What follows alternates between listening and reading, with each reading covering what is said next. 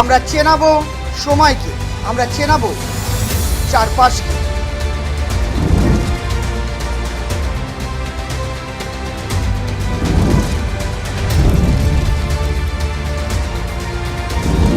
আমরা শেখাবো কি করে প্রশ্ন তুলতে হয় চোখে চোখ রেখে।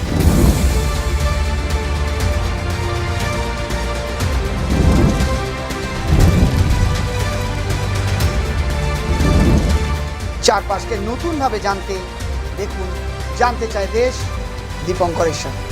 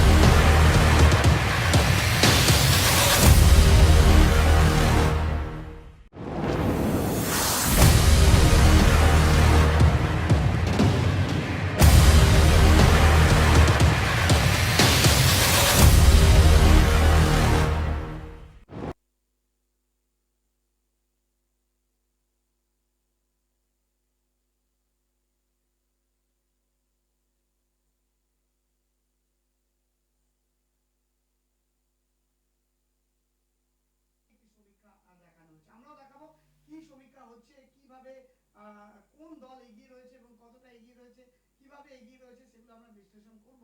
কিন্তু আজকে যেভাবে অষ্টম দফা ভোট হয়ে গেল সেখানে দেখলাম যে বিভিন্ন চ্যানেলগুলো আমাদের সমীক্ষা আমাদের কাছে রয়েছে, বিভিন্ন মিডিয়া সমীক্ষা আমাদের রয়েছে, সমস্ত সমীক্ষাকে লিখে আমাদের 24 টিভি চ্যানেল একটি সমীক্ষা পেশ করেছে। সেটা আগে আপনারা আমরা দেখানোর চেষ্টা করব। দেখুন আমাদের স্ক্রিনে আপনারা দেখতে পাবেন সেই সমীক্ষাটি।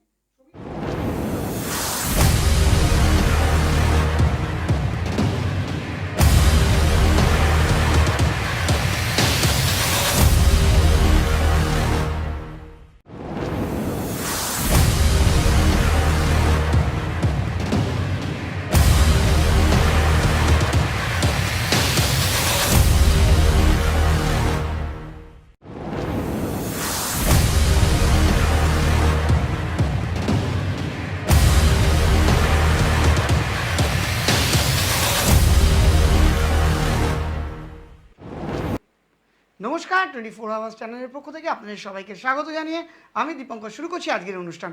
আজকে অষ্টম দফার বিধানসভা ইলেকশন শেষ এবং এই অষ্টম দফার বিধানসভা শেষ হতে না হতেই বিভিন্ন মিডিয়া চ্যানেলগুলো বিভিন্ন মিডিয়ার তরফ থেকে একটি বিশ্লেষণ উঠে এলো যে কোন দল এগিয়ে রয়েছে, কোন দল পিছিয়ে রয়েছে এবং কোন দল কতটা ভোট পেতে পারে। অবশ্যই সম্ভাব্য এই আমরা রেজাল্ট বিভিন্ন চ্যানেল পেশ করছে। আমরা 24 আওয়ার্স টিভি চ্যানেলের তরফ থেকে আমরাও একটি সম্ভাব্য রেজাল্ট তৈরি করেছি যে কি ফলাফল উঠে আসতে পারে। আসল ফলাফল তো গণনার মাধ্যমে 2রা মেতেই প্রকাশিত হবে। এটা জাস্ট একটা অনুমান মাত্র। এই অনুমানের সাথে রেজাল্টের কোনো সম্পর্ক যে হতেই হবে তার কিন্তু কোনো রকম কোনো ব্যাপার নেই, কারণ আমরা বিভিন্ন ভোটগুলো প্রথম দফা, দ্বিতীয় দফা, তৃতীয় দফা, চতুর্থ দফা, পঞ্চম দফা, ষষ্ঠ দফা, সপ্তম দফা এবং অষ্টম দফা যে ভোটগুলো হলো সেই ভোটগুলো নিরিখে আমরা একটি সমীক্ষা মাত্র তৈরি করেছি। যে সমীক্ষা অনুযায়ী কী রেজাল্ট আমরা 24 আওয়ার্স টিভি চ্যানেল দেখাচ্ছি আমরা সেটা আপনাদেরকে অনস্ক্রিন দেখানোর চেষ্টা করব। দেখুন আমরা দেখছি যে 24 আওয়ার্স টিভির এক্সিট পোল অনুযায়ী বিজেপিকে আমরা 97 থেকে 120টা মতো সিট পাওয়ার সম্ভাব্য জায়গায় আমরা দেখতে পাচ্ছি এবং তৃণমূল এই জায়গায় 145 থেকে 165খানা আসন তৃণমূল নিয়ে আসতে পারে এই সমীক্ষা অনুযায়ী, এবং লেফট বা আদার্স যারা রয়েছে তারা 50 থেকে 80টা মতো সিট এখানে পেতে পারে। 24 আওয়ার্স টিভির এক্সিট পোল আমরা আপনাদের দেখাচ্ছি। বিজেপির 97 থেকে 120, তৃণমূল 145 থেকে 165, লেফট এবং কংগ্রেস এবং আদার্স যারা রয়েছে তারা 50 থেকে 80টা মতো আসন নিয়ে আসতে পারে। 24 আওয়ার্স টিভির এক্সিট পোল আপনাদেরকে আমরা টোটাল যে ইলেকশনটা হলো সেই ইলেকশন নিরিখে আমরা আপনাকে একটা এক্সিট পোল দেখানোর চেষ্টা করলাম। এবার আসুন অন্যান্য চ্যানেলের কি এক্সিট পোল রয়েছে সেটাও আপনাদের একটু দেখায়। দেখুন, CNN নিউজ 18-এর সমীক্ষা অনুযায়ী তারা বিজেপিকে 162 থেকে 185টা সিট তারা দিচ্ছে, 162 থেকে 185, এবং লেফটকে এই জায়গায় 3 থেকে 9খানা সিট দিচ্ছে। এছাড়া তৃণমূলকে এখানে দিচ্ছে 104 থেকে 121খানা সিট। আমরা আবার একবার সেই সমীক্ষাটা আপনাদেরকে দেখাচ্ছি। CNN এক্সিট পোল 292 সিটের মধ্যে বিজেপিকে 162 থেকে 185টা সিট এখানে তারা দিচ্ছে, লেফটকে মাত্র 3 থেকে 9খানা সিট, এবং তৃণমূল এখানে 104 থেকে 121খানা সিট তৃণমূলের খাতায় তারা দেখিয়েছে। আসুন এবার অন্য মিডিয়া চ্যানেল কি দেখাচ্ছে সেটাও একটু দেখব। দেখুন, ইন্ডিয়া টিভি এক্সিট পোলের বিজেপিকে এখানে 173 থেকে 192খানা আসন, তৃণমূল 64 থেকে 88খানা আসন, কংগ্রেস এবং আদার্সরা 7 থেকে 12খানা আসন এখানে দেখিয়েছে। আসুন অন্য যে আরও মিডিয়াগুলো রয়েছে তাদের কি এখানে প্রতিক্রিয়া সেটাও আমরা দেখাবো। এবিপি নিউজ এক্সিট পোল 292টা সিটের মধ্যে তৃণমূলকে এখানে দেখানো হয়েছে 152 থেকে 164খানা সিট, 152 থেকে 164টা সিট, বিজেপি 109 থেকে 121, কংগ্রেস এবং আদার্স 14 থেকে 25টা সিট, আদার্স এখানে 0। এবিপি নিউজের সমীক্ষা আমরা আপনাকে দেখালাম। এবার দেখাবো আর অন্য চ্যানেলে কি সমীক্ষা রয়েছে। টিভি9 ইন্ডিয়ার তরফে যে এক্সিট পোল রাখা হয়েছে সেখানে বিজেপিকে 125 থেকে 135খানা আসন পেতে দেখা যাচ্ছে, তৃণমূলকে 142 থেকে 152খানা আসন, লেফটকে 16 থেকে 26খানা আসন আমরা দেখতে পাচ্ছি টিভি ইন্ডিয়া এক্সিট পোল। আসুন আরও যে মিডিয়াগুলো রয়েছে তাদের এক্সিট পোলগুলো একবার দেখাবো আপনাকে। টিভি9-এর এক্সিট পোল অনুযায়ী আমরা আপনাকে দেখালাম ইন্ডিয়া টুডে একটি পপুলার স্যাটেলাইট চ্যানেল, যেখানে যারা দেখাচ্ছে এক্সিট পোলে 292টা সিটের মধ্যে বিজেপিকে 134 থেকে 160খানা সিট, তৃণমূলকে 130 থেকে 156খানা সিট, লেফট এবং আদার্সকে 2টো সিট এখানে সম্ভাব্য পাওয়ার অনুমান রাখছে ইন্ডিয়া টুডে। আসুন এবার আদার্স মিডিয়া কি দেখাচ্ছে সেটাও আমরা দেখব। রিপাবলিক টিভি যেটা তাদের সমীক্ষা অনুযায়ী দেখানোর চেষ্টা করছে বিজেপিকে 138 থেকে 148খানা সিট, তৃণমূলকে 128 থেকে 138খানা সিট, লেফটকে 11 থেকে 21টা সিট, এবং আদার্স 0 এখানে দেখানো হয়েছে। আসুন আদার্স যে মিডিয়াসগুলো রয়েছে তারা আর কি দেখাচ্ছে। টাইমস নাও এক্সিট পোল অনুযায়ী বিজেপিকে সরাসরি 132টা সিট বা আসন পেতে এখানে দেখা যাচ্ছে, লেফটকে 14খানা আসন এখানে পেতে দেখা যাচ্ছে, তৃণমূলকে 146খানা আসন এখানে পেতে দেখা যাচ্ছে, আদার্স এখানে 0। টাইমস নাও এক্সিট পোলের আমরা যে সমীক্ষা সেটা আপনাদের দেখালাম। এবার আমরা আবারও 24 আওয়ার্স টিভি কি এক্সিট পোল রাখছে সেটা আরেকবার আপনাকে দেখাবো। 24 আওয়ার্স টিভির এক্সিট পোল আমরা যেটা অনুমান করেছি, আমরা আমাদের 24 আওয়ার্স টিভি যে সমীক্ষা আমরা তুলে নিয়ে এসেছি পুঙ্খানুপুঙ্খভাবে, আমরা সমস্ত জিনিসগুলো যেগুলোকে আমরা অবজার্ভ করে এই সমীক্ষা করছি, এই সমীক্ষা আমরা আবারও বলছি এই সমীক্ষা কিন্তু নিছক মাত্র একটা অনুমান, আসল রেজাল্ট কিন্তু 2রা মে সেটা প্রকাশিত হবে। আমাদের এই সমীক্ষায় আমরা বিজেপিকে 57 থেকে 97 থেকে 120খানা আসন পাওয়ার সম্ভাবনা দেখতে পাচ্ছি, তৃণমূলের সম্ভাবনা আমরা পাচ্ছি 145 থেকে 165খানা আসনের সম্ভাবনা, লেফটকে এখানে 50 থেকে 80টা, লেফটকে আমরা সর্বাধিক দেখাতে চেষ্টা করছি এই জন্যই কারণ লেফটের একটা গুরুত্ব এখানে রয়েছে, যেটা আমরা মনে করেছি 50 থেকে 80টা সিট লেফট পেতে পারে, আদার্স এখানে কিন্তু 0। আমরা দেখালাম 24 আওয়ার্স টিভির এক্সিট পোল। এবার আমরা আলোচনায় যাব এবং আমরা ডিসকাসে যাব টোটাল বিষয়টা নিয়ে, যে আরও যে এই সমীক্ষা কতটা সার্থক, এবং এই বিষয়ে আলোচনা করব। আমাদের যারা গেস্ট রয়েছেন আজকে তাদের সাথে আমরা আলোচনা করে নেব। আসুন।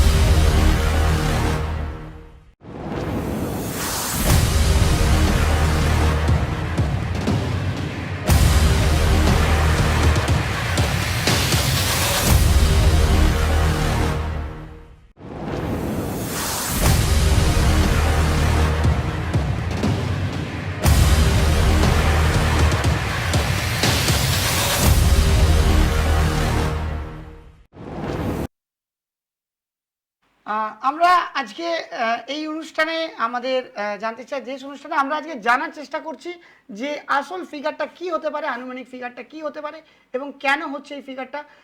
আসুন আমরা আলোচনাকে দীর্ঘায়িত করব। আমাদের সাথে এই মুহূর্তে যারা যারা উপস্থিত রয়েছেন তাদের সাথে পরিচয় করে নিই। তৃণমূল থেকে ইত্তেফাক সরকার, তৃণমূল থেকে বিজেপি থেকে ব্রজনাথ মল্লিক এবং রাজনৈতিক বিশেষজ্ঞ হিসেবে রয়েছেন জয়দীপ ধর।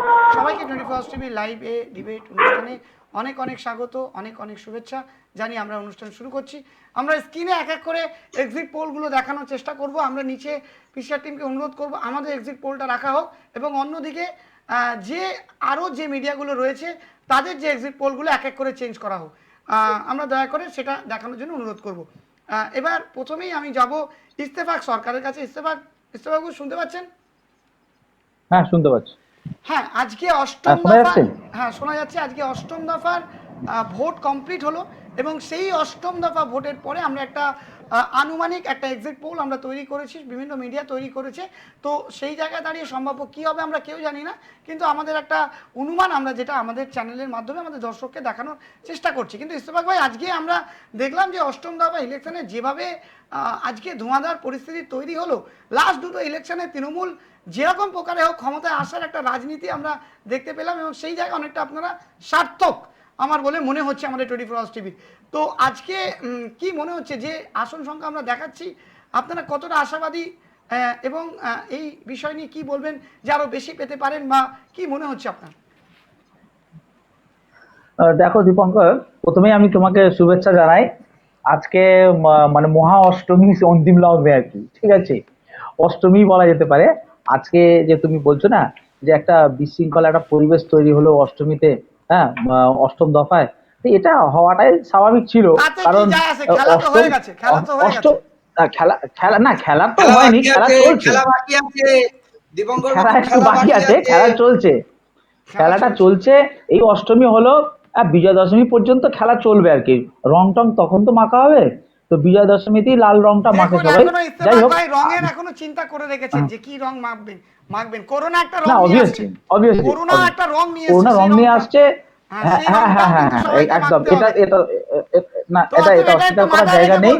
করোনাকে মাথায় রেখে, একদম করোনাকে মাথায় রেখে আমরা রংটা খেলবো। রংটা অন্তরের রং খেলা হবে, অ্যাকচুয়ালি খেলাটা হবে।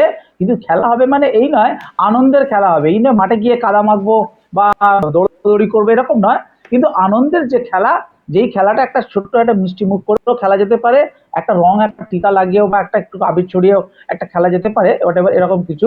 তবু আমি একটা কথা বলি, যেমন আমাদের এই 24 আওয়ার্স চ্যানেল থেকে দেখিয়েছে একটা সম্ভাব্য, সবাই সম্ভাব্যই দেখাচ্ছে, এক্সাক্টটা তো 2 তারিখে আমরা জানতে পারবো। তবে আমি কিছুটা হলো সহমতি দিতে চাচ্ছি। কিছু একটা জায়গা শুধু ডিস্টার্ব মনে হচ্ছে, যেটা যে লেফট যে ফন্ট আছে, হ্যাঁ 50 থেকে 80, ওইটা হয়তো কমবে, ওইটা কমে তৃণমূলে অ্যাড হবে। কারণ মানুষ এটা, আমি একদম, কারণ আমি বলছি আমাদের আমাদের বৈদ্যনাথ বাবু আছেন, ওনাকেও আমি নমস্কার জানাই, সম্মান জানাই।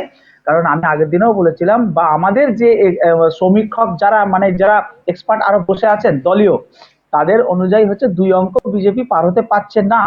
তো সেই জায়গায় এটাতে একটা সম্ভাব্য একটা এস্টিমেট দেওয়া আছে।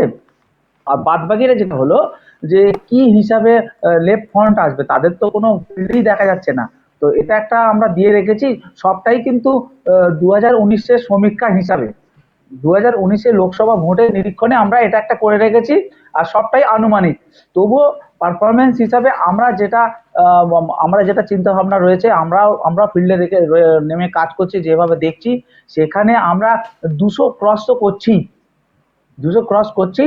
আর 100-এর নিচে থাকছে তৃণমূল। এটা আমি আন্ডারএস্টিমেট করার জন্য বলছি না, একটা অঙ্ক হিসাবে আমি জাস্ট, আমিও সম্ভব না না না তৃণমূল আমি বলছি না, না না, আমি আমি আমি ব্রজনাথ বাবুকে উদ্দেশ্য করে বলছি, ওনাকে আন্ডারএস্টিমেট করে বলছি না যে কি বলছেন মশাই, বলছেন 100-এর নিচে আপনার চাকরি চলে যাবে। তো ব্রজনাথ বাবুকে আমি বলছি, আপনারা বিজেপি 100 দেখাচ্ছি, সেখানে আপনি নিজে 100টার মধ্যে অনুমান করে নিচ্ছেন, এটা তো একটা, না না না, আমি 100টার মধ্যে আমি ব্রজনাথ বাবুকে বলছি আপনারা থাকবেন। না না না, দীপঙ্কর একটু বোঝার ভুল হচ্ছে। আমি বলছিলাম 200টার উপরে আমরা কষ্ট করে ভাবতে হবে না। না না, আপনাকে কষ্ট করে ভাবতে হবে না। অঙ্কটা বেড়ে গেছে, শুনুন ওইটাই সত্যি কথা একবারে মুখ দিয়ে বেরোয়, সত্যি কথা একবারে মুখ দিয়ে বেরিয়ে যায়। আপনারা ভাবুন, আমাদের কথা ভাবতে হবে না। না না না, পশ্চিমবঙ্গের মানুষ ভাববে, কে ভাবতে হবে না। করোনা ঠিক আছে, বলুন বলুন, বেশি প্রেসার নেবে আপনি বলুন, আপনি বলুন, আমরা চাপ নিচ্ছি না, আমরা বিন্দাস আছি, আমরা কোনো চাপে নেই, আমরা কোনো চাপে নেই, আমরা থাকি, আমরা চাপে নেই, কারণ আমরা জানি পশ্চিমবঙ্গের রেজাল্ট কি হবে আমরা জানি। আপনি করুন, আপনি বলুন, আমরা শুনছি। তাহলে আমাদের তো ডিবেটটা খুব ছোট জায়গায় চলে এলো, আপনিও জানেন আমিও জানি, আমরাও জানি 200 প্লাস হচ্ছে, না না, আপনি বলুন, 100 নিচে হচ্ছে, এটাই তো ব্যাপার। না না ঠিক আছে, 294 পেরে যাবেন আপনারা, আমরা খুশি হবো। আপনারা বলুন 200, আপনি বলুন 294 আমরা পেরিয়ে যাবো। আমরা বিরোধীকে রাখতে চাই, আমরা নাহলে আগামী দিনে খেলবো কাদের সঙ্গে, আমাদের থাকতে হবে। না না না না না না, আপনাদের কথা ভাবুন, আমাদের চিন্তা পশ্চিমবঙ্গের মানুষ করবে। আপনি চিন্তা করুন, আপনার নেত্রীর চিন্তা করুন, নেত্রী থাকবে কিনা সেই চিন্তাটা করুন আগে। আমাদের চিন্তা সময়ের আপনি বলুন, আবির মাখার অপেক্ষায় আছি, আপনি নিশ্চিন্তে থাকুন, আমরাও চাই আপনারা থাকুন। যদি না থাকে খেলবো কাদের সঙ্গে, আপনাদের সঙ্গে। কোন রঙের আবির মাখবেন সেটা প্রস্তুত থাকুন, কোন রঙের আবির মাখবেন সেইটা প্রস্তুত থাকুন।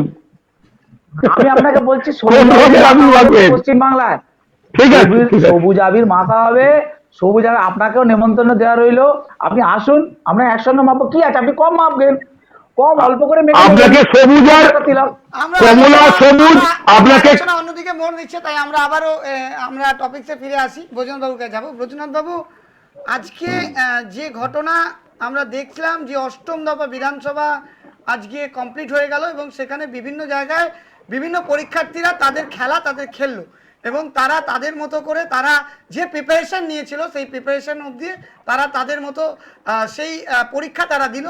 ফল এবার 2 তারিখে ঘোষণা হবে, কিন্তু একটা আনুমানিক ফল আমরা ঘোষণা করেছি। বিভিন্ন চ্যানেল, যেগুলো স্যাটেলাইট চ্যানেল রয়েছে, বিভিন্ন ন্যাশনাল চ্যানেল আছে, সেই চ্যানেলগুলো বিজেপির ফরে রয়েছে, বিজেপির দিকে রয়েছে। আর এবিপি আনন্দ এবং 24 আওয়ার্স টিভি আমাদের সমীক্ষা অনুযায়ী আমরা একটা রিপোর্ট আপনাদেরকে দেখানোর চেষ্টা করলাম। তো আপনারা কি বলবেন? আপনি আপনার মতামত অবশ্যই রাখতে পারেন।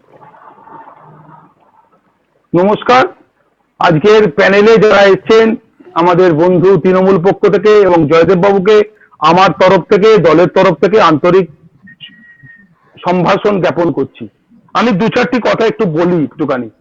আজকের অষ্টম দফার ভোটে আমরা খুব আশা করেছিলাম যে 7 দফার ভোট যেভাবে হয়েছে অষ্টম দফার ভোটটা হয়তো একটু শেষটাও ভালো হবে, কিন্তু আজকে মাননীয় মুখ্যমন্ত্রীর যে দল টিএমসি শেষ রক্ষার জন্য যে আপ্রাণ মরিয়া চেষ্টা করলো, সেই মরিয়া চেষ্টায় আজকে প্রিন্ট মিডিয়া থেকে ইলেকট্রনিক মিডিয়া, আপনারা যারা প্রেস ফটোগ্রাফার যারা কভার করেছেন, খুব বলতে কষ্ট লাগে যে একটা ফটোগ্রাফারের সামনে, প্রেস মিডিয়ার সামনে যেভাবে বিজেপি কর্মীদেরকে মারধর করা হয়েছে সেই ছবিটাও আজকে আমাদের চোখের সামনে দেখতে হলো।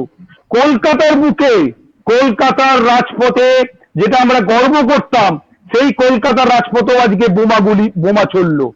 অ্যাকচুয়ালি কি হয়েছে বলুন তো? 34 বছরের বাম শাসনে যে একাধিপত্য রাজ করে গেছিল, এই 10 বছরের তৃণমূল শাসনকালেও একই জিনিস চলতে গেছিল। এরা ভেবেছিল এইভাবেই চলবে। অ্যাকচুয়ালি আমাদের শ্যামাপ্রসাদ মুখার্জির যে বাণী, প্রতিবাদ, প্রতিরোধ এবং প্রতিশোধ, এতদিন পর্যন্ত হয়নি। আজকে প্রতিরোধ হয়েছে বলেই এত কাউন্টার অ্যাটাক হয়েছে। আমরা প্রতিটা ক্ষেত্রে প্রতিরোধ করেছি। আজকে কি দেখলাম? আমাদের কথা নয় এটা, অধীর চৌধুরী কিন্তু আমাদের লোক নয়। অধীর চৌধুরী জাতীয় কংগ্রেসের পক্ষপাতী নই, আমরা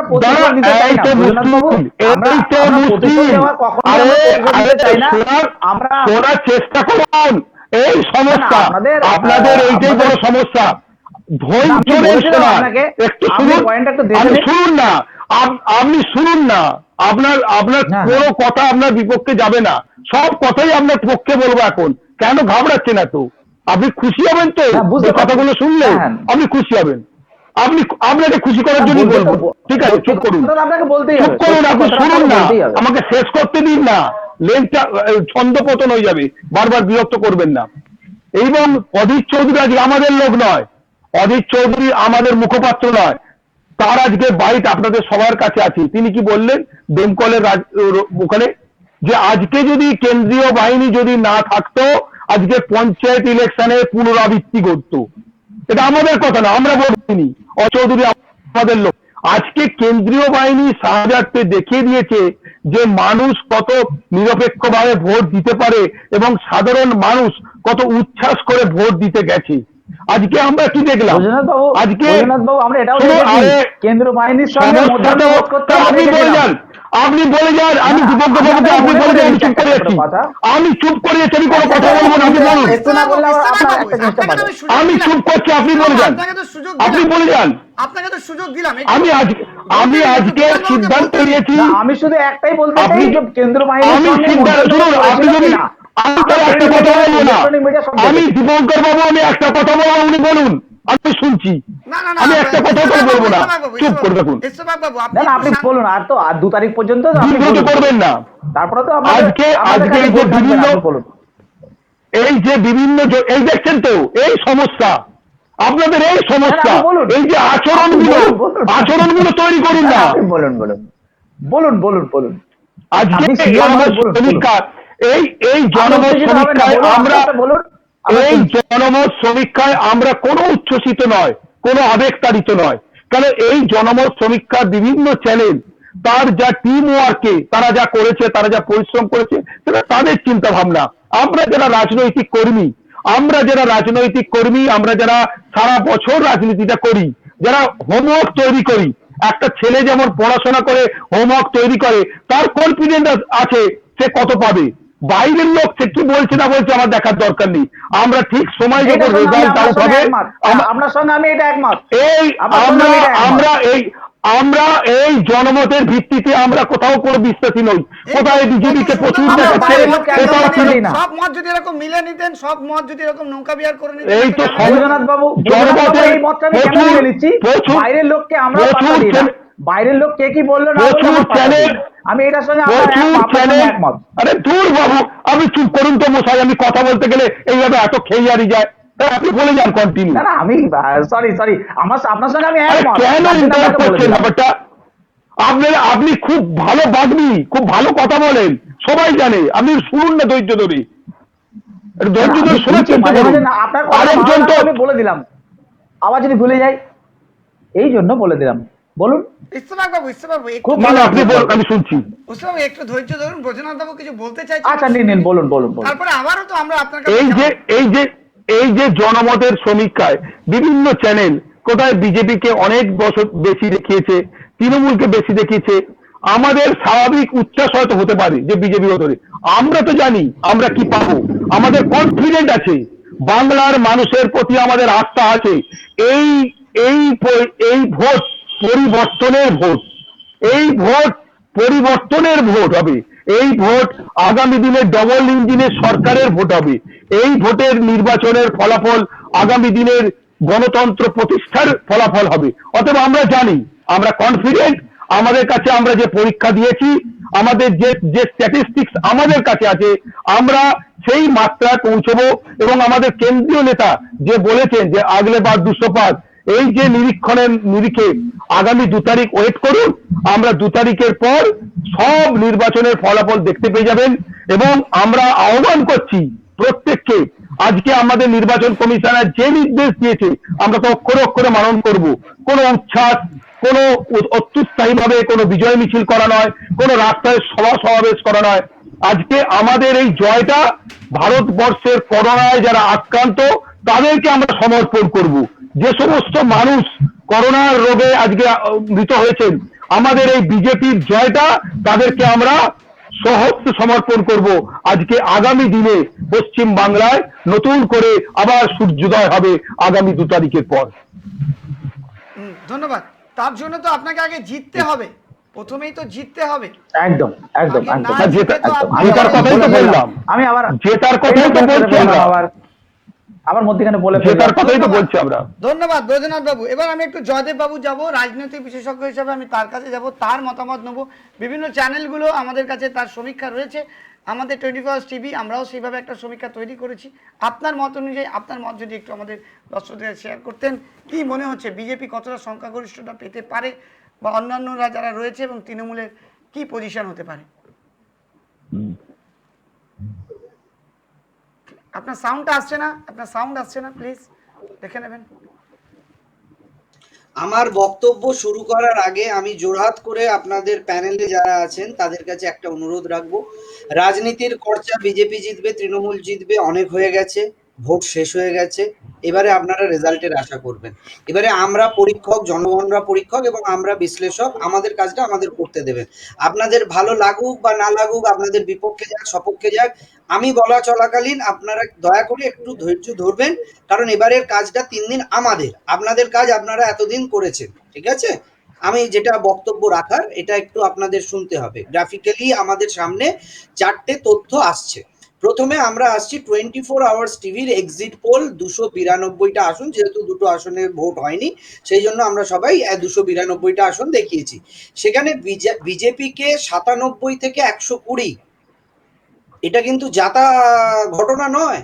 বঙ্গের ইতিহাসে লেখা থাকবে যে দলটা বিধানসভায় 2টো আসন নিয়ে রয়েছে, আমি কিন্তু বিধানসভার কথা বলছি, লোকসভার কথা নয়।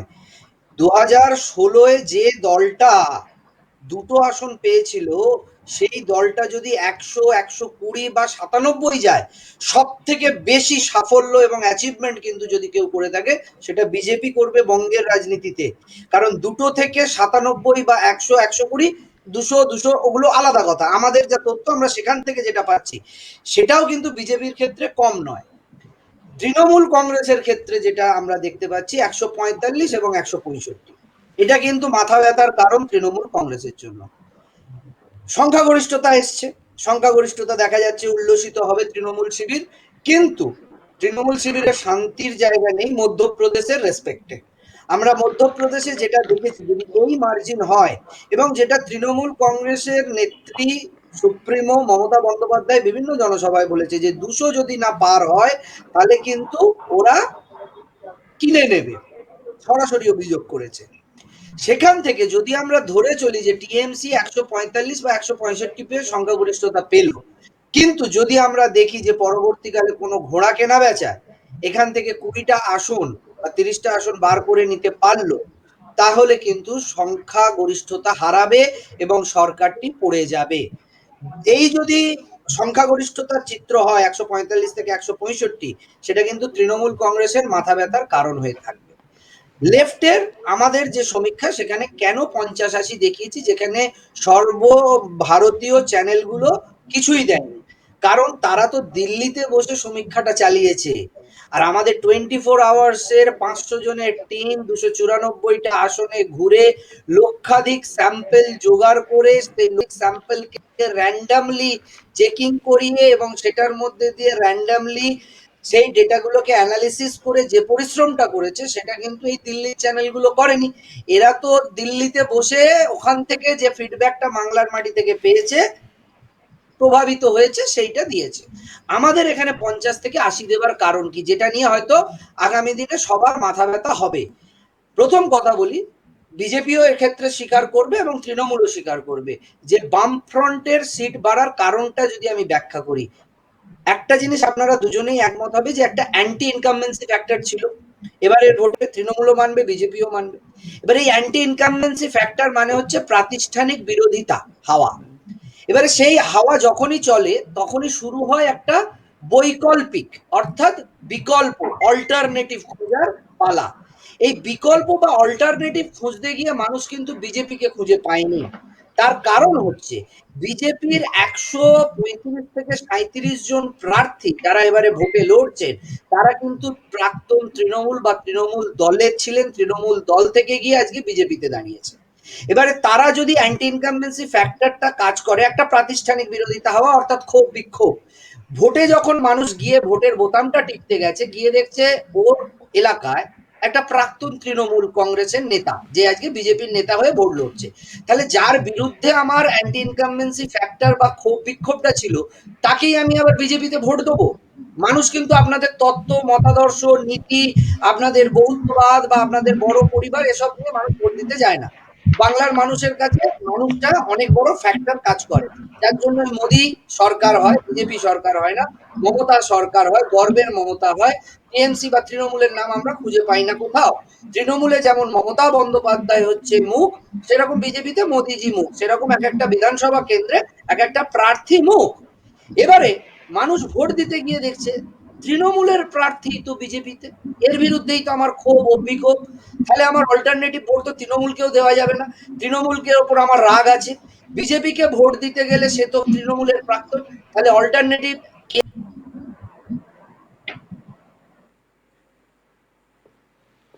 ধন্যবাদ। জয়দেব বাবু আমাদের সাথে ছিলেন এবং তার মন্তব্য রাখছিলেন। কোনো কারণে নেটওয়ার্কজনিত কারণের জন্য আমাদের কানেকশন বিচ্যুত হয়েছে। আমি ইত্তেফাক সরকারের দিকে যাব। ইত্তেফাক বাবু শুনতে পাচ্ছেন আমাকে? হ্যাঁ হ্যাঁ, শোনা যাচ্ছে শোনা যাচ্ছে। ইত্তেফাক বাবু, দীপঙ্কর যেটা দা, যেটা একটু হ্যাঁ আগে আমরা আলোচনা করছিলাম যে 145 থেকে 165 খানা সিট আমরা অনুমান করছি, কিন্তু এই সিটটাও কোথাও না কোথাও কিন্তু আপনাদের ভাবাচ্ছে। যদি এই সিটটা পেয়েও কিন্তু আপনারা যে সরকার করতে পারবেন তার কিন্তু কোনো সিওরিটি নেই। তাহলে কি মনে হচ্ছে আপনাদের বিষয়টা? দেখো দীপঙ্কর, দীপঙ্কর দা, যেটা ব্যাপার হচ্ছে, এটা তো সম্ভাব্য একটা অঙ্ক দেখানো হচ্ছে, কিন্তু আমাদের কাছে যে অঙ্কটা আছে সেই অঙ্কটা অনেক বেশি। তো আমি সেটা নিয়ে আমি তর্কে যাচ্ছি না। আজকে যে পরিস্থিতি হয়েছে, আমাদের জয়দেব বাবু যেটা বলার চেষ্টা করছিলেন, হয়তো উনি একটু ডিসকানেক্ট হয়ে গেলেন, যেটা 135 খানা এমএলএ, যেগুলো পুরাতন আর কি তৃণমূল, ঠিক আছে। আর আমরা দেখেছিলাম যখন বিজেপি প্রার্থী তালিকা ঘোষণা হয়েছিল, তখন ওদের রাজ্য যে অফিস ছিল, যে পার্টি অফিস, সেখানে একটা ব্যাপক বিক্ষোভ, মানে বেশ বেশ কয়েকদিন ধরে ওদের একটা বিক্ষোভ চলছিল। তো বিক্ষোভটা থাকাটাই স্বাভাবিক, কারণ যারা গ্রাউন্ড লেভেল থেকে যারা বিজেপিটা করে আসছিল, হঠাৎ আজকে তাদেরকে চাপিয়ে দেওয়া হচ্ছে কাদের, যাদের বিরুদ্ধে এরাই অভিযোগ এনেছিল দুর্নীতি হেন তেন এটা ওটা, আজকে তাদেরকেই আবার প্রথম সারিতে একদম প্রার্থী হিসাবে নাম দিয়ে দিয়েছে। এটাকে যেন তারা মেনে নিতে পারেনি। আজকে বঙ্গ বিজেপি যে পরিস্থিতি, সেই বঙ্গ বিজেপি পরিস্থিতি হিসাবে আমি বলছি, পুরাতন যারা বিজেপি ছিল তারা কিন্তু দলে দলে শুধু মানে তৃণমূল জয়েন করেনি, এরকমও ব্যাপার যে তারা ওপেনলি তারা তৃণমূলের ঝান্ডা ধরে লড়াইয়েতে নেমেওছে। আমি বলতে চাচ্ছি এই জায়গাটায় যে সমীক্ষাটা কিছুক্ষণ আগে আমাদের জয়দেব বাবু বলার চেষ্টা করছিলেন, যে এই যে দিল্লি থেকে বসে বসে ওরা একটা সমীক্ষা চালাচ্ছে, একদম ঠিক কথা। কিছুদিন আগে পর্যন্ত মানে যা পরিস্থিতি ছিল, বিজেপির একটা যে হাওয়া ছিল, কিন্তু 2019-এ গিয়ে যেই বিজেপিটা একটা মানে একটা চমক দেখিয়েছিল, সেই বিজেপি কিন্তু এখন নেই। কারণ আমরা পশ্চিম বাংলা না, অন্য স্টেট গুলোতে যদি একটু চোখ বোলাই, তাহলে দেখতে পাবো সে সমস্ত জায়গাগুলো কিন্তু বিজেপির আস্তে আস্তে মানে পরাজয়ের দিক আস্তে আস্তে ঘনিয়ে আসছে। তো সুতরাং সেই জায়গায় দাঁড়িয়ে আজকে একটা ইউটার্ন নেওয়াটা মানে বাংলাতে এসে বঙ্গ বিজেপির রাজনীতি করাতে এসে, যদি ধরুন দিল্লি থেকে কেউ এসে যদি মনে করে আমরা বঙ্গটাকে সাজিয়ে ফেলেছি বা নতুন করে ডেভেলপ করতে পারবো, আমার মনে হয় এটা ভুল ধারণা। আর অঙ্কটা এই জায়গায় আসছেও না। যেটা আমি যেটা জয়দেব বাবু আমাদের সাথে কথা বলছিলেন, বলতে বলতে ডিসকানেক্ট হয়ে গেছিলেন। জয়দেব বাবুর কাছে আবারও যাব।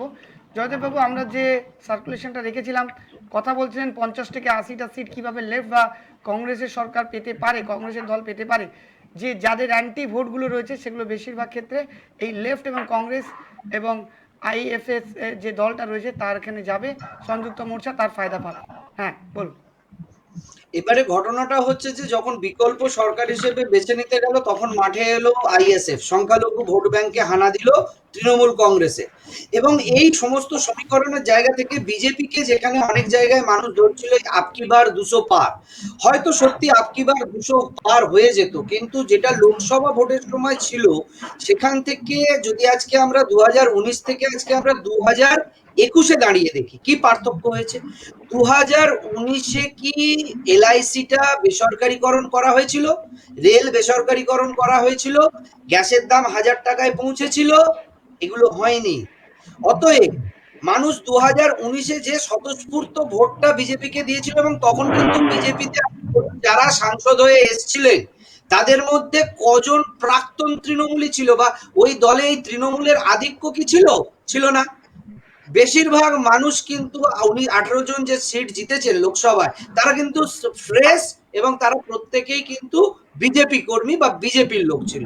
কিন্তু 2019-এ দেখা গেল যে 2019-এ যেখানে বিজেপির আদি বা বিজেপির নিজের প্রার্থীরাই প্রার্থী হয়েছে, 2021-এ দেখা যাচ্ছে কিন্তু বিজেপির নিজের প্রার্থীর থেকে বেশি তৃণমূলের প্রার্থীরা প্রার্থী হয়েছে বিধানসভা কেন্দ্রে।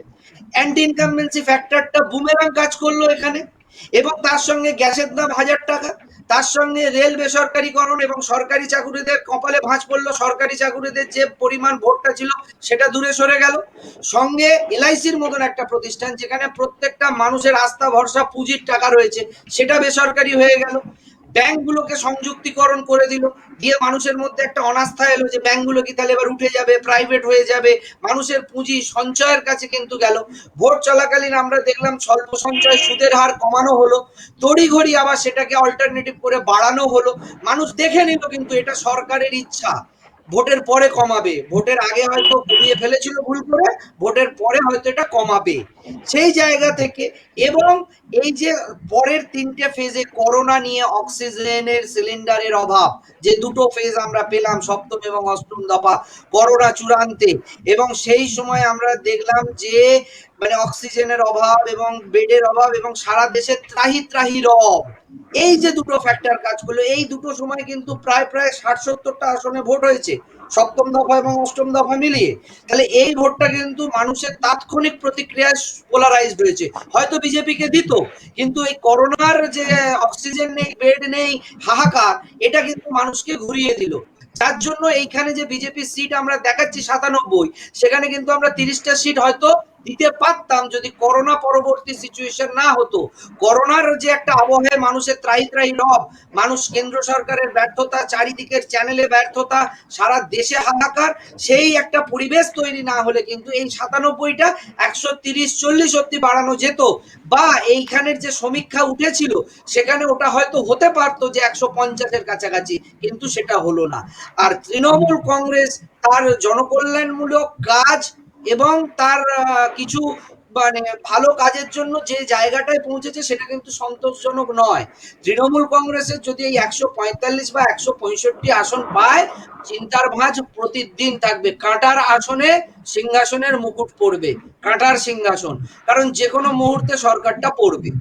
আর এই জায়গা থেকে কিন্তু বিজেপি অনেক অ্যাডভান্টেজে, কেন না বিজেপি মধ্যপ্রদেশে এটা প্রমাণিত সিদ্ধ করে দিয়েছে, 30-40টা আসন ম্যানেজ করা বিজেপির ক্ষেত্রে কিন্তু কোনো ফ্যাক্টর নয়। যদি আমাদের 24 আওয়ার্সের এত লক্ষাধিক স্যাম্পল আমরা যে র্যান্ডামলি করে বার করেছি, এটাই যদি সত্যি হয়, বিজেপিরও ক্ষেত্রে এটা শুভ, বিজেপিও সরকার গড়তে পারবে, সেটা বিজেপির নেতৃত্ব এবং তাদের অর্গানিজম মেকানিজম ভাববে, যেটার জন্য আমি দেখছি যে ব্রজনাথ বাবুর ঠোঁটের কোলে খুব একটা স্পষ্ট হাসি, যে এই আসনটাই তো কেন্দ্রীয় নেতৃত্ব, দিল্লির নেতৃত্ব চেয়েছিল, আমাকে 110-15 যদি টাচ করিয়ে দাও, বাকিটা আমি বুঝে নিতে পারবো। তৃণমূল কংগ্রেস জিতলো, আমি কিন্তু আমি তার একটু বলবো। হ্যাঁ অবশ্যই বৈদ্যনাথ বাবু, বৈদ্যনাথ বাবু।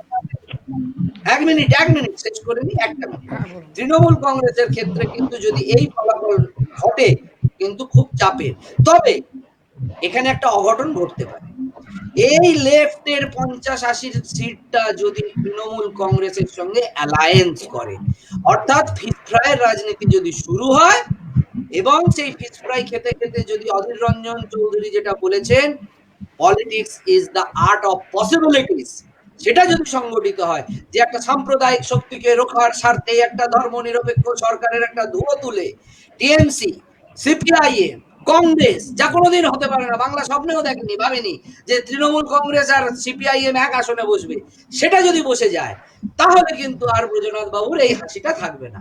ব্রজনাথ বাবু আপনি বলুন। হ্যাঁ বৈদ্যনাথ বাবু। না, সাম্প্রদায়িক শক্তিকে হ্যাঁ, ওরা বলবে, সাম্প্রদায়িক শক্তিকে আমি ওদের বিজেপি, কথা বলবো, আমার কথা ধরবেন না। ওদের কথা, এটা আমার তো সেই সাম্প্রদায়িক শক্তি তো আমাদের তো পিজ্জাদা আব্বাস সিদ্দিকী, তো সেও তো সাম্প্রদায়িক শক্তি। আমি বলছি এত এত বিচলিত হওয়ার কোনো কারণ নেই। আমি আজকে এইটুকু বলতে পারি, আগামী 2 তারিখে একটু আশ্বস্ত হন, আমরা ম্যাজিক ফিগার ক্রস করেই আসবো। আমাদের এখানে একটা কথা আপনাকে প্রণব বাবু, দয়া করে একটা কথা বলতে দিন।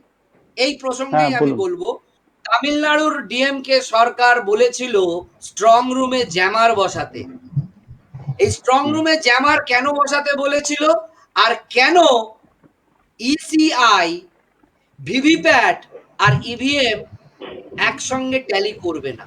যদি এই ম্যাজিক ফিগার, যেটা স্বপ্ন বা কল্পনা আপনারা করছেন, যার ব্যাপারে আপনারা আত্মবিশ্বাসী, সেটা যদি ঘটে, তখন ইসিআই এর কাছে অনুরোধ করতে হবে যে ইসিআই কে যে ভিভিপ্যাট আর ইভিএম মেশিনকে ট্যালি করতে, কিন্তু সেটাও হবে না, আর জ্যামারও বসেনি। সেক্ষেত্রে ব্রজনাথ বাবু, না সত্যি না না হতেও না পারে না না না, এত এত টেনশন, এত আতঙ্কিত, হতে পারে। এত এত আতঙ্কিত হওয়ার কোনো কারণ নেই। আপনাকে আপনাকে আপনাকে শ্রদ্ধা জানিয়ে, সম্মান জানিয়ে বলছি, আপনি অনেক বিচক্ষণ মানুষ, আপনারা নির্বাচন পর্যালোচনা করেন, অনেক কাটাছেটা করেন, কারণ আমরা তো যেহেতু রাজনৈতিক কর্মী, আমাদের তো উপস্থিত হয়েছেন, আমরা তার সাথে একটু কথা বলে নেবো। কে রয়েছেন আমাদের সাথে? নমস্কার, নমস্কার, কে বলছেন? আমি অভিলাষ বলছি শাহাপুর থেকে। অভিলাষ বাবু নমস্কার, অনেক অনেক স্বাগত। অভিলাষ বাবু, কি হ্যাঁ, বলবেন নমস্কার। আজকে যে এক্সিট পোল আমরা দেখাচ্ছি, আপনার কি মতামত? আপনি যদি একটু আমাদের সাথে আমি শেয়ার করেন।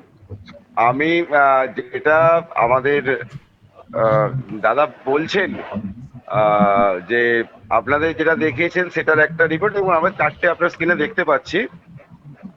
আমি শুধু জয়দীপ বাবুকে একটাই কথা বলতে চাই, এই যে এক্সিট পোল হয়েছে, বুথ ফেরত সমীক্ষার রিপোর্ট আপনারা দেখাচ্ছেন, আর জয়দেব দা বলছেন যে এইভাবে এইভাবে হবে। আমিও কয়েকটা কথা জয়দেব দাকে একটু বলতে চাই, যেটা হচ্ছে এবারের যে ভোট হয়েছে ওয়েস্ট বেঙ্গলে, একটা গণ অভ্যুত্থান, সরকারি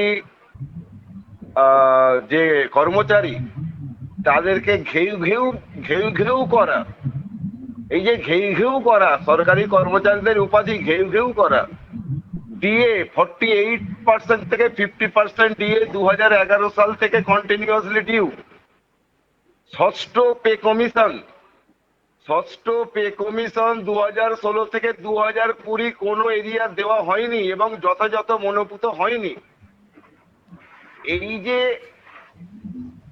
বিষয়গুলো ওয়েস্ট বেঙ্গলের মানুষের সঙ্গে করা হয়েছে, সিভিক ভলেন্টিয়ারকে তাদের স্থায়িত্ব দেওয়া হয়নি, আশা কর্মীদের স্থায়িত্ব দেওয়া হয়নি, হাজারে হাজারে পার্শ্ব শিক্ষক যারা সম কাজে সম বেতনের দাবি নিয়ে চিরকাল আন্দোলন করে গেল, 69 দিনের অনশন বিকাশ ভবনের সামনে দাঁড়িয়ে শীতকালে, মানুষ এই জিনিসগুলোকে দেখেছে।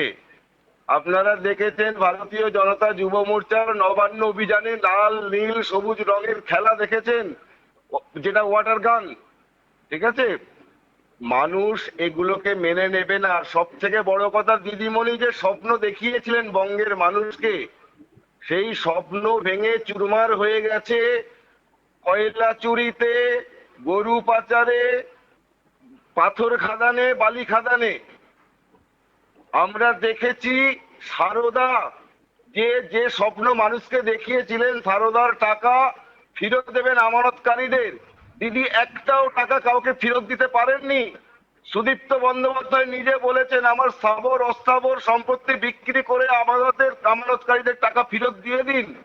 দিদি সিগারেটের উপর 1 টাকা 2 টাকা করে দাম বাড়িয়ে কোটি কোটি টাকা নিয়েছেন, 1 টাকা কিন্তু আমানতকারীরা পায়নি। জয়দেব বাবু, এগুলোকে বুঝতে হবে। আমরা বলেছি, আপনি বললেন আপনি পার 200 পার, বিজেপি অবভিয়াসলি 200 পার করবে, জেনে রাখুন। সমস্ত সমীক্ষাকে মিথ্যা করে দিয়ে অবশ্যই 200 পার করবে, এটা আমরা স্বপ্ন দেখি। কারণ ব্রজনাথ বাবু রয়েছেন, ব্রজনাথ দা আমার অত্যন্ত শ্রদ্ধেয় ব্যক্তি, উনি বলছেন বিষয়গুলোকে বুঝতে হবে। কারণ 2011 থেকে 2021 একটাও টেট। অভিলাষ বাবু, আপনি কি ব্রজনাথ বাবুকে চেনেন? আপনি কি ব্রজনাথ বাবুকে চেনেন? অভিলাষ হ্যাঁ বাবু, হ্যাঁ, অবশ্যই চিনি আমি ব্রজনাথ বাবুকে, আমার সিনিয়র উনি। ওটাই আমার জানার ছিল। হ্যাঁ আমি অবশ্যই চিনি ব্রজনাথ মল্লিককে, বলুন অভিলাষ ঘোষ কথা বলছে। হ্যাঁ, ঠিক হ্যাঁ, আছে? বুঝতে পেরেছি তো আমি অভিলাষ দা, বলছি, আমরা ভোট ধন্যবাদ। করেছি বঙ্গের রাজনীতি। এবছর এই 2021-এ দাদা অন্য কথা বলছে। আমরা আমরা 2018 না, যে এবার নির্বাচনটা একটা দেখলাম কথা সেটা বলি, যদি না হতো, বিজেপির আপনি সংকল্প ঠিকই পত্রে বলছেন কিন্তু জয়দেবদা। না না না না, একটা কথা বলি, 2018 গ্রাম আপনার কথার পঞ্চায়েতে প্রসঙ্গে আপনি তো 34% আলোচনা করছেন। বিরোধীদের নমিনেশন করতে দেওয়া হয়নি, এতটাই শক্তিশালী ছিল। সেই জন্যই আমি বলছি, হ্যাঁ আমি একটা কথা বলছি, আপনাদের সংকল্প পত্রে কি যেগুলো আপনি অভিযোগ করলেন সেগুলো কি আপনারা হ্যাঁ। পূরণ করবেন? যেহেতু আপনি বললেন বিজেপি আপকি বার 200 আগামী পার, দিনের আপনি দিকে একটু তাকিয়ে পক্ষ নিয়ে দেখুন কথা না বললেন। জয়দেবদা। আপনাদের সংকল্প আমি পত্রে আপনাকে ছিল আশা বিশ্বাস করি, কর্মীদের শ্রদ্ধা করি, বা আজকে সকালবেলা আপনি আইসিডিএস যে কথা বা বলেছেন সিভিক সেই কথায় আমার ভলেন্টিয়ারদের জন্য মন কিছু ভরে ছিল গেছে। সংকল্প পত্রে? করোনা নিয়ে যে কথা বলেছেন সেই কথায় আমার কেন বঙ্গবাসীর মন ভরে গেছে।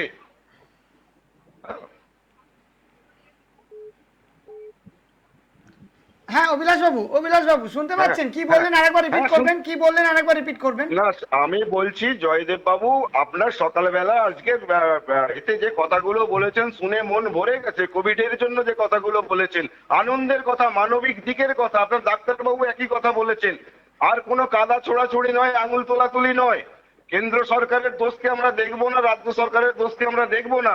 আমরা মানবিক গুণের বিকাশের দ্বারা করোনাকে আটকাবো, এটা উনি বলেছেন, শুনে মন ভরে গেছে। বাট আজকের এই যে সমীক্ষা আপনারা দেখাচ্ছেন, বিভিন্ন চ্যানেল বিভিন্ন রকম ভাবে করেছে, যে যারা নিজস্ব, আমরা দেখেছি অতীতে মেলেনি, কি হয়েছে মেলেনি, আবার কোথাও কোথাও 100% মিলে গেছে।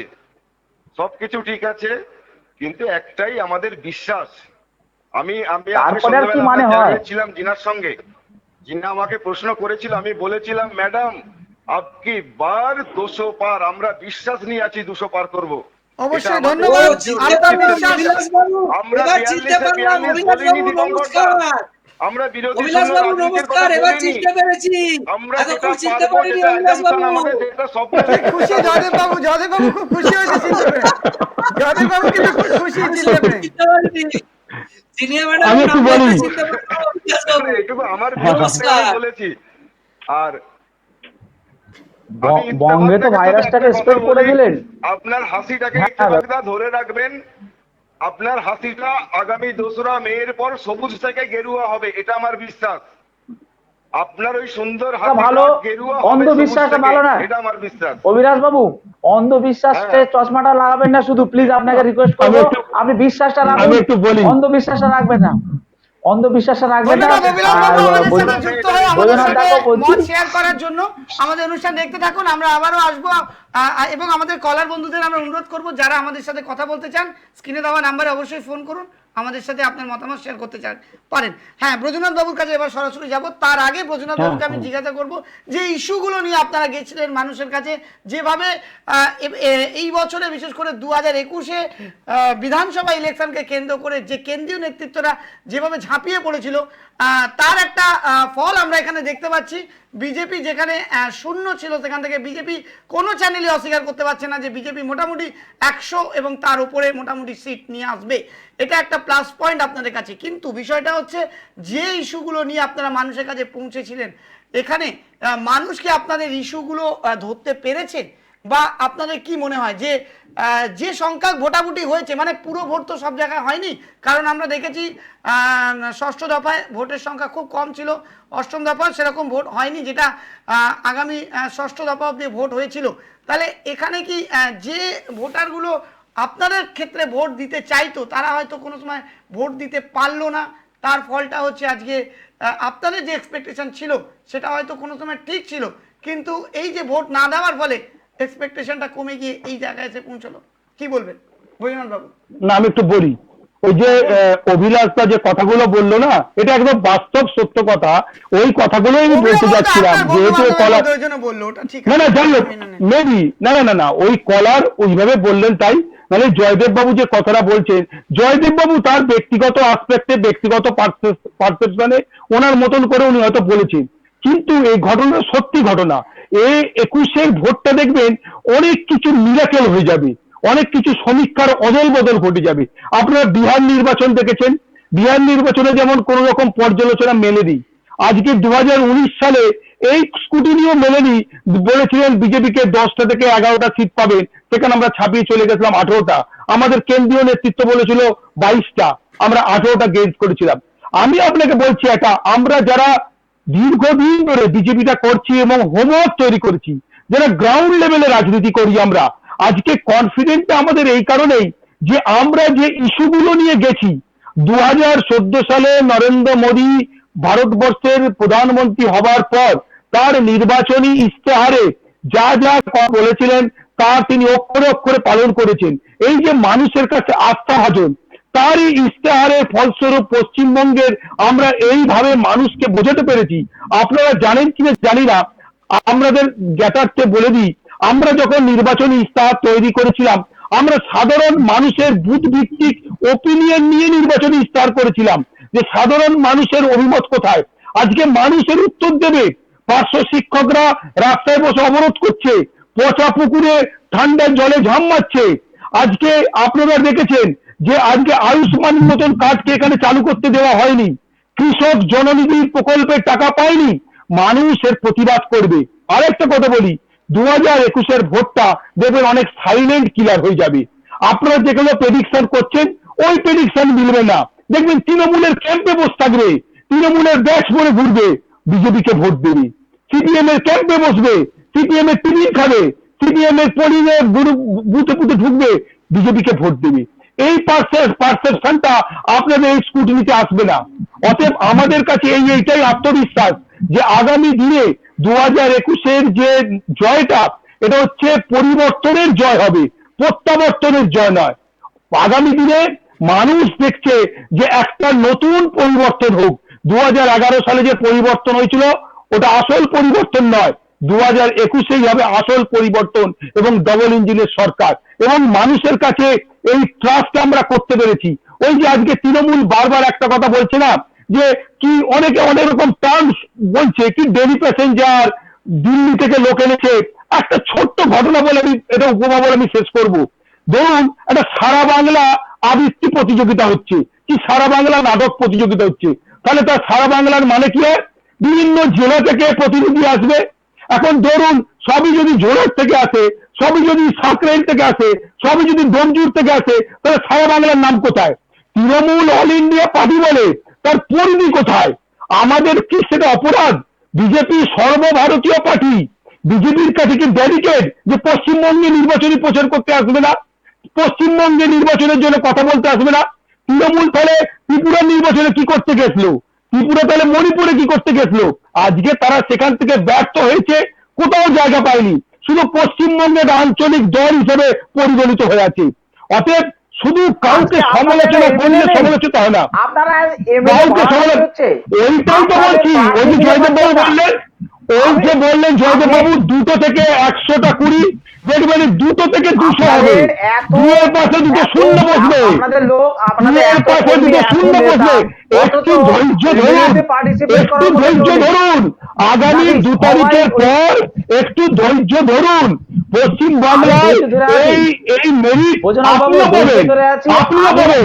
আজকে আপনার কাছে কথা বলছি, আজকে শুনুন, যাকে বিজেপিকে যে মেরুকরণ করা হচ্ছে, বিজেপিকে যে মেরুকরণ করা হচ্ছে, সংখ্যালঘু তোষণ নয়, সংখ্যালঘু আমরা জাতপাতের রাজনীতি করি।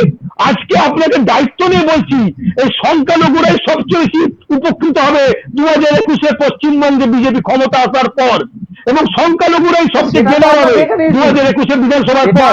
আমাদের এটাই, আমাদের দেখিয়ে দিয়েছি আজকে এই যে আমফানের দুর্নীতির টাকা, আমফানের দুর্নীতির জবাব পশ্চিমবঙ্গের মানুষ দেবে।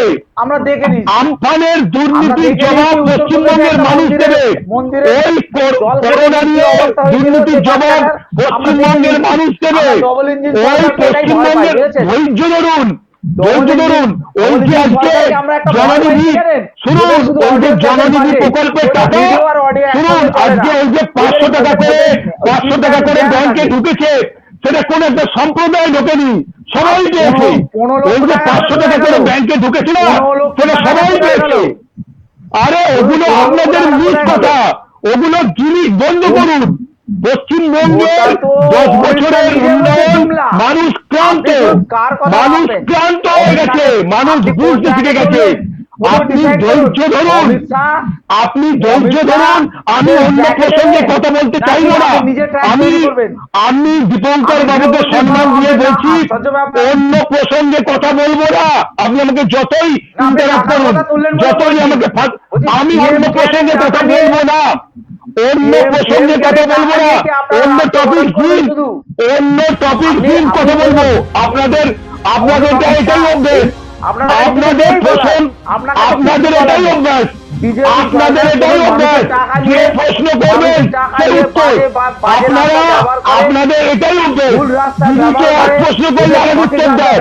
আপনারা থামতে শিখুন, আপনারা থামতে শিখুন, চুপ করতে শিখুন, মুখে ছেলেদের মারবেন। আগামী 5 বছর মুখে ছেলেদের লাগিয়ে বসে থাকবেন, আগামী 5 বছর মুখে ছেলেদের লাগিয়ে বসে থাকবেন। দেখবেন পশ্চিমবঙ্গের উন্নয়ন কাকে বলে, পশ্চিমবঙ্গের উন্নয়ন কাকে বলে। 2 তারিখের পর থেকে দেখবেন, 2 তারিখে বিজেপি ক্ষমতা আসলে তার পরের দিনে আয়ুষ্মান কার্ড চালু হবে, কৃষকদের জননিবিড় টাকা 3 বছরে পৌঁছে যাবে। 140 টাকার ভ্যাকসিন, সেইটা আপনারা 400 টাকা স্টেটে বিক্রি আরে থামুন, আমফানের দুর্নীতির, আমফানের দুর্নীতির টাকা কোথায় গেছে? আর লজ্জা করছে না? চেয়ারম্যান, পঞ্চায়েত সমিতির চেয়ারম্যান উত্তর দিন। সাঁতরাই পঞ্চায়েত সমিতির চেয়ারম্যানকে কি করে শোকজ করেছিলেন? উত্তর দিন। লজ্জা করছে না আপনাদের? লজ্জা করছে না? সত্য কথা বলতে লজ্জা করছে না? সাঁতরাই পঞ্চায়েত সমিতির চেয়ারম্যান আজকে চাকরি চাওয়ার জন্য অবস্থাকে লজ্জা করে না আপনাদের? সত্যি কথা বলতে কেউ ভয় নয়, সব কথা জেলে ঢুকবে।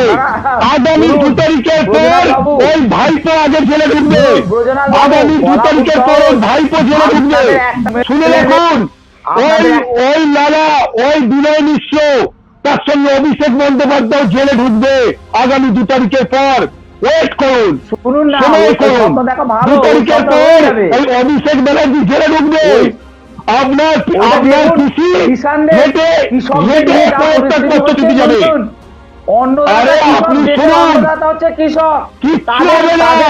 পশ্চিমবঙ্গের মানুষ বুঝতে শিখেছে। আজকে ভোট শেষ হয়ে গেছে, কিচ্ছু বলবেন না। আমি বোঝনাদা শুনুন, আপনাকে আমি বলছি, আপনি অন্য প্রসঙ্গে কথা বললে উত্তর দেবো না। আপনি অন্য প্রসঙ্গে কথা বললে উত্তর দেবো না আমি। আপনি অন্য প্রসঙ্গে উত্তর দেবো না। আপনি যথাযথ উত্তর দিন। আপনি চাইলে সারা দেশে ডেভেলপ করতে পারেন। আপনি চাইলে আমি এক মিনিট একটা কথা বলে নিই শুধু। যদি ডেভেলপমেন্টের এতই চিন্তা ভাবনা থাকে, সেন্ট্রালে বসে বসে কি অন্য স্টেট ডেভেলপ করা যায় না? আমার শুধু একটাই প্রশ্ন বোঝনাথ বাবুকে, আমি আর কিছু তার জন্য কি স্টেট গভর্নমেন্টকে হাতে নিতে হবে? আমি জানি না সেন্ট্রাল গভর্নমেন্টের তাহলে মানেটা কি হলো? আমি সেন্ট্রালে বসে আছি, দেশের উন্নয়ন করতে পারবো না, খালি লম্বা লম্বা স্ট্যাচু তৈরি করেছেন, বুলেট সংঘর্ষপূর্ণ আচরণ করেছেন। একটা প্রধানমন্ত্রী কি ভাষায় কথা বলতে সে মুখ্যমন্ত্রী কেউ জানে না? লজ্জা করছে না? মুখ্যমন্ত্রী দেশের প্রধানমন্ত্রী কি ভাষায় কথা বলে? প্রধানমন্ত্রী ভাষায় কথা বলতে না উন্নয়ন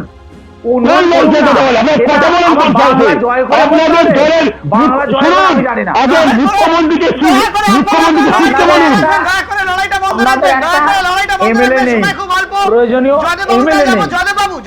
জয়দেববাবু শুনতে পাচ্ছেন আমাকে? হ্যাঁ জয়দেববাবু, একটা প্রশ্ন সরাসরি আপনার কাছে রাখছি। আপনি যেটা বললেন যে গুরুত্বপূর্ণ কথা, যে 2 থেকে যদি 97 থেকে 120টা আসন নিয়ে আসে বিজেপির একটা চরম উত্থান, এখানে আমরা সব প্রত্যেকটা মিডিয়া দেখাচ্ছি। যদি এই সম্ভাব্য ফল যদি হয় বা যদি এর আশেপাশে কিছু যায় বা তার উপরে যায়, যাই হোক, কিন্তু একটা বড় উত্থান, এটা আমরা সবাই মেনে নিচ্ছি। কিন্তু বিজেপির যে লড়াইটা ছিল, বিজেপির যে লড়াই, এটা কিন্তু অস্বীকার করা যাবে না। বিজেপির যে লড়াই মাঠে নেবে, যেভাবে বিজেপির লড়াই চালিয়ে গেছে, সেই লড়াইতে কিন্তু আজকে তার ছবি কিন্তু এখানে রিফ্লেক্ট করছে। যেভাবে আক্রান্ত হয়েছে বিজেপির প্রত্যেকটি জায়গায়, প্রত্যেকটি প্রতিনিধি, প্রত্যেকটি যারা নেতৃত্ব করছেন তারা আক্রান্ত হয়েছেন, এবং তার সাথে প্রার্থী আক্রান্ত হয়েছে। আজকেও দেখলাম আমরা বিভিন্ন জায়গায় বিজেপির প্রার্থীরা আজকে আক্রান্ত, বিভিন্ন জায়গায় তারা আজকে ভোট দিতে গিয়ে গো ব্যাক স্লোগান, মানুষের একটা তৃণমূলের একটা চাপ তাদের উপরে সবসময় ছিল। সেই জায়গা দাঁড়িয়ে থেকে লড়াইটা সত্যি অনেক কঠিন ছিল। জয়দেববাবু কি বলবেন, এই যে লড়াই, এত কঠিন লড়াই, জায়গাটা তৈরি করা, এটা কিন্তু আপনি আমি এখানে হয়তো বসে বিষয়টা বলতে পারবো না, কিন্তু যারা মাঠে ময়দানে নেমে লড়াই করেছে এবং যারা আজকে শহীদ হয়েছে, যারা আজকে মারা গেছে, তাদের অবদান এই রিফ্লেক্ট করছে আজকের এই যে সংখ্যাটা। কি বলবেন জয়দেববাবু? জয়দেববাবু আপনি মিউট করে রেখেছেন, জয়দেববাবু আপনি মিউট করে রেখেছেন, দয়া করে আপনি এটা মাথায় রাখতে হবে, আপনাকে লাইভ চলছে।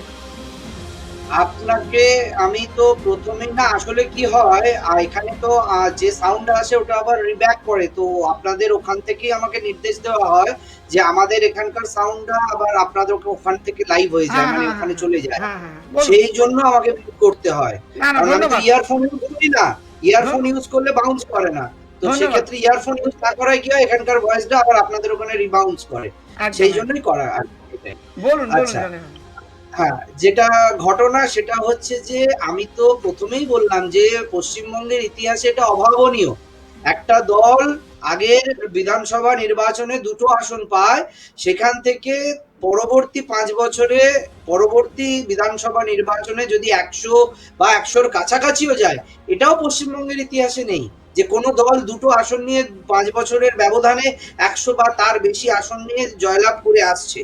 এবারে এক্ষেত্রে তো নিশ্চয়ই বিজেপি কর্মীদের মানে আত্মবলিদান আছে, তাদের ত্যাগ তিতিক্ষা, তাদের পরিশ্রম, তাদের ঘাম ঝরানো আছে, এবং সঙ্গে তৃণমূল কংগ্রেসের নেতাদেরও কিন্তু অনেকটা মানে ইয়ে আছে, কি বলে ওটাকে, কন্ট্রিবিউশন, মানে ইনপুট আছে, এটাও অস্বীকার করার জায়গা নেই। শুধুমাত্র বিজেপির নিজস্ব ত্যাগ তিতিক্ষা পরিশ্রম আত্মবলিদানের ফলে এই ফল হবে না। পূর্ব মেদিনীপুরে বিজেপি কোনো ফল করতে পারতো না বা পারবে না যদি না ওখানে ওই ফ্যাক্টরটা কাজ করতো। এরকম বহু জায়গায় বহু তৃণমূল কংগ্রেসের ফ্যাক্টর যেটা বিজেপির পক্ষে কাজ করেছে, এবং তৃণমূল কংগ্রেস থেকে আসা নেতাদের ফ্যাক্টর বাদ দিলে বিজেপির যে সমস্ত নেতা ছিলেন তাদের ত্যাগ তিতিক্ষা পরিশ্রম, তাদের সাধনা, তাদের রক্ত, সেগুলো নিঃসন্দেহে ব্যর্থ যাবে না, এবং 100 পেলেও সেটা ব্যর্থ হবে না, এটাও সফলতা। এবং আমি তো বারবার বলছি, যদি 24 আওয়ার্স টিভি এক্সিট পোলে পুরো সমীক্ষাটা দেখুন, একটা কথা মাথায় রাখতে হবে, মানুষ কিন্তু খুব চালাক। আজকে যত সমীক্ষাই এসছে এটা তো আর আকাশ থেকে আসেনি, মানুষের সঙ্গে কথা বলে এসছে। আমাদের যে 1 লক্ষ স্যাম্পলিং হয়েছে, এই স্যাম্পলিং এর জায়গায় কি হয়েছে, আমরা মানুষকে জিজ্ঞেস করেছি যে দাদা আপনার কাকে ভোট দেবেন। দেখুন, কেউ হয়তো ভয়ে বলেছে, হয়তো দিয়েছে বিজেপিকে, বলেছে তৃণমূলকে, আবার হয়তো কেউ বলেছে তৃণমূলকে, দিয়েছে বিজেপিকে। মানে মানুষ যে আমাদেরও সত্যি কথাই বলেছে এটাও ধরে নেবার জায়গা নেই। এটা মানুষের থেকে যে ভাবনাটা এসছে, সবাই এই পদ্ধতিতেই ব্যবহার করে, কিছু ডেটা করে, কিছু কোশ্চেনিয়ারি তৈরি করে। আমরা 20টা কোশ্চেনিয়ারি তৈরি করেছিলাম, সেই কোশ্চেনিয়ারি গুলোর মধ্যে জনগণকে বুঝতে দেওয়া হয়নি যে এর মধ্যে সে তৃণমূলকে সমর্থন করছে না বিজেপিকে সমর্থন করছে, কিন্তু সেই কোশ্চেনিয়ারি গুলোর মধ্য থেকে তাদের উত্তরের পরিপ্রেক্ষিতে আমরা আভাসটা বুঝে নিই যে তাদের মত কোন দিকে আছে বা তাদের পক্ষ কোন দিকে আছে। আমরা সরাসরি গিয়ে জিজ্ঞেস করি না যে আপনি কি বিজেপিকে ভোট দিয়েছেন, আপনি কি তৃণমূলকে ভোট দিয়েছেন, আপনি কি সিপিএম কে ভোট দিয়েছেন। তারা মিথ্যে কথা বলবে, তারা বলবে কেন আমার আইডেন্টিটিটা আমি আপনাকে ডিসক্লোজ করব, আপনি কোন দলের লোক আমি জানি না, পরে আমার নিরাপত্তা বা সুরক্ষার প্রবলেম হবে। এরকম ভাবে কিন্তু সমীক্ষা হয় না যে আপনি কোন দলকে ভোট দিয়েছেন, এরকম ভাবে কোনো জনগণ বলে না। আমাদের করতে হয় এমন কিছু প্রশ্ন, এবং সেই প্রশ্নর পরতে পরতে লুকিয়ে থাকে তার মনস্তত্ত্বের বিচার। সে যদি এই প্রশ্নে হ্যাঁ বলে তার মানে এটা বিজেপির ফেভারে, এই প্রশ্নে যদি হ্যাঁ বলে সেটা তৃণমূলের ফেভারে, এই প্রশ্নে যদি না বলে সেটা বিজেপির ফেভারে। এরকম ভাবে আমরা সাইকোলজিক্যালি ব্যালেন্সিং করি। আমরা এমন কিছু প্রশ্ন নিয়ে যাই, গোটা 20-30 প্রশ্ন যখন যেরকম স্যাম্পলিং হয়, সেই প্রশ্নগুলোর আধারে আমরা জিজ্ঞেস করে মানুষের মনস্তত্ত্ব বুঝি, যে মানুষের ক্ষোভ বিক্ষোভ আশা নিরাশা হতাশা প্রত্যাশা কোথায় দাঁড়িয়েছে। সেখান থেকে স্যাম্পলিংটাকে আমরা যখন ডেটা র্যান্ডাম করি, সেই ডেটা র্যান্ডামিং এর মাধ্যমে আমাদের কাছে একটা statistical on an average figure আছে, সেই ফিগারটাই আমরা ট্যালি করি। এবারে এই প্রশ্নগুলোর উত্তর দিতে জনগণ বুঝতেই পারবে না তার উত্তরটা যদি সত্যি হয় যে সে বিজেপিকে সমর্থন করলো না তৃণমূলকে সমর্থন করলো, সে বুঝতে পারবে না।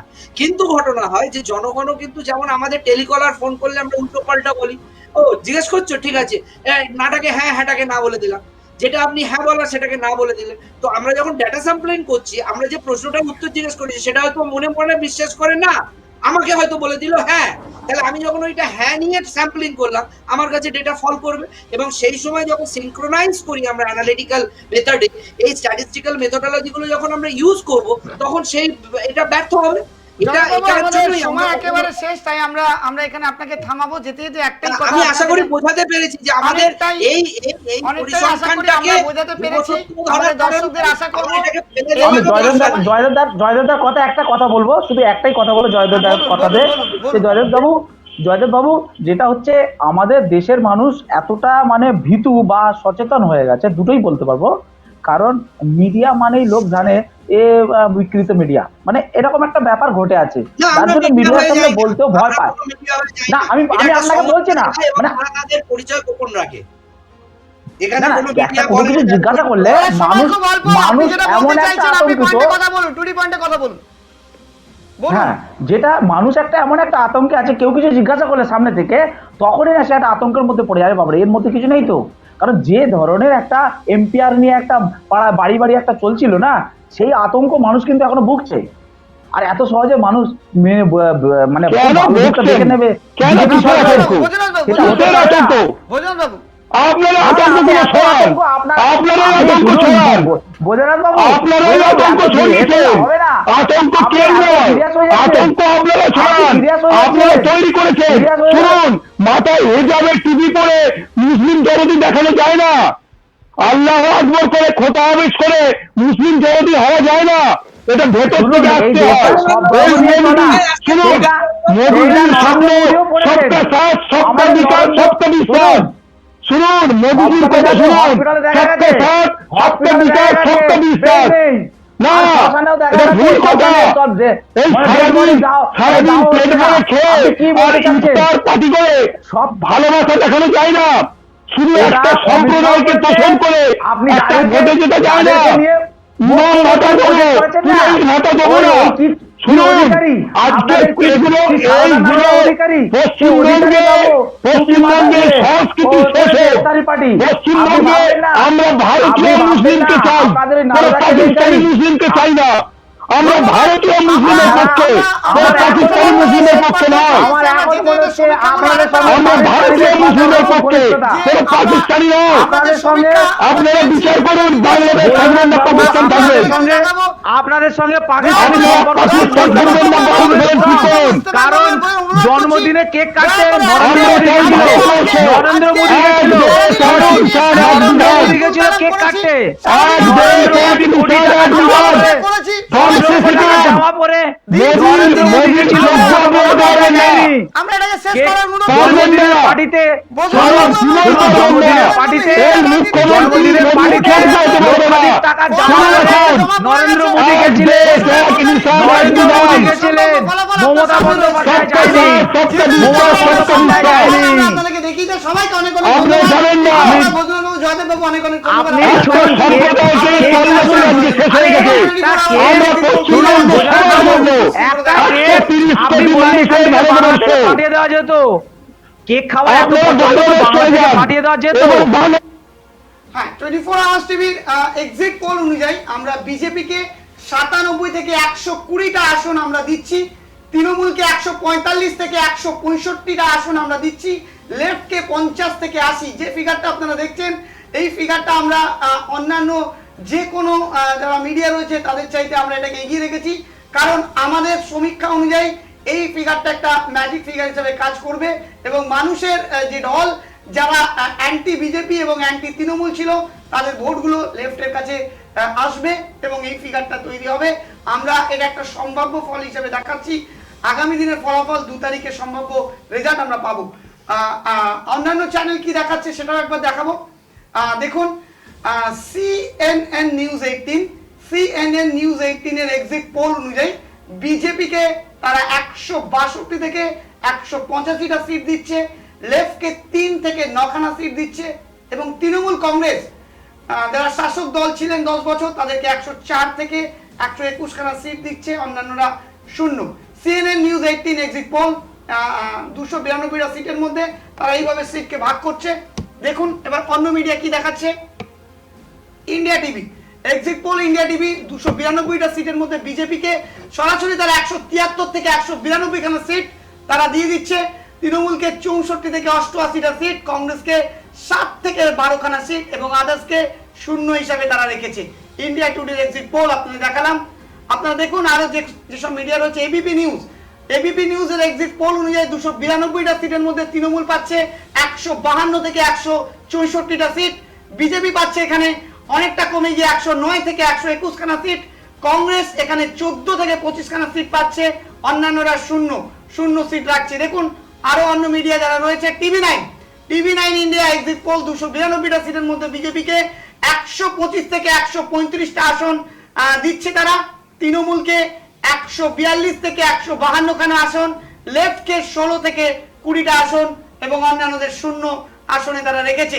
টিভি নাইনের সমীক্ষা অনুযায়ী এক্সিট পোলে গ্রাউন্ড রিপোর্ট অনুযায়ী আমরা যে রিপোর্ট পেশ করছি সেই রিপোর্টগুলো আপনাকে দেখাচ্ছি। ইন্ডিয়া টুডে এক্সিট পোলের 292টা সিটের মধ্যে 134 থেকে 160 খানা সিট বিজেপি পাওয়ার সম্ভাবনা, তৃণমূল 130 থেকে 156টা সিট, লেফট এখানে 2 খানা সিট পাওয়ার সম্ভাবনা রয়েছে, আদার্স এখানে শূন্য দেখাচ্ছে। ইন্ডিয়া টুডে এক্সিট পোলে রিপাবলিক টিভি এক্সিট পোল আমরা দেখছি 292টা সিটের মধ্যে তারা বিজেপিকে 138 থেকে 148টা সিটে ভাগ করেছে, তৃণমূলকে 128 থেকে 138টা সিট এবং লেফটকে 11 থেকে 21টা সিট, অন্যান্যদের শূন্য। আমরা দেখালাম রিপাবলিক টিভি এক্সিট পোল যেখানে 292 সিটের মধ্যে তাদের ভাগাভাগি আমরা দেখালাম। টাইমস নাও এক্সিট পোল 292টা সিটের মধ্যে বিজেপিকে সরাসরি 132টা আসন তারা দিচ্ছে, লেফটকে 14টা, তৃণমূল 146, প্রায় টাই এখানে আমরা দেখানো হয়েছে, আদার্সকে শূন্য আসনে এখানে দেখানো হচ্ছে। টাইমস নাও এক্সিট পোলের 292টা সিট তারা এইভাবে ভাগ করেছে। আমরা 24 আওয়ার্স টিভির গ্রাউন্ড রিপোর্ট অনুযায়ী আমরা যে এক্সিট পোল তৈরি করেছি, আমাদের গ্রাউন্ড রিপোর্ট এক্সিট পোল বলছে বিজেপি 97 থেকে 120টা আসন, তৃণমূল 145 থেকে 165টা আসন, লেফট 50 থেকে 80টা আসন, আদার্সকে আমরা শূন্য হিসাবে রেখেছি। আসল ফলাফল আমরা আবারও বলছি, এই ফলাফল মাত্র একটি সম্ভাব্য ফলাফল, আসল ফলাফল 2রা মে প্রকাশিত হবে, সেদিন আমরা সমস্ত ফলাফলগুলো আমরা জানতে পারবো। আজকে আমরা অনুষ্ঠান শেষ করছি, আমরা সবাই খুব ভালো থাকুন, সঙ্গে থাকুন আর দেখতে থাকুন 24 আওয়ার্স টিভি। নমস্কার।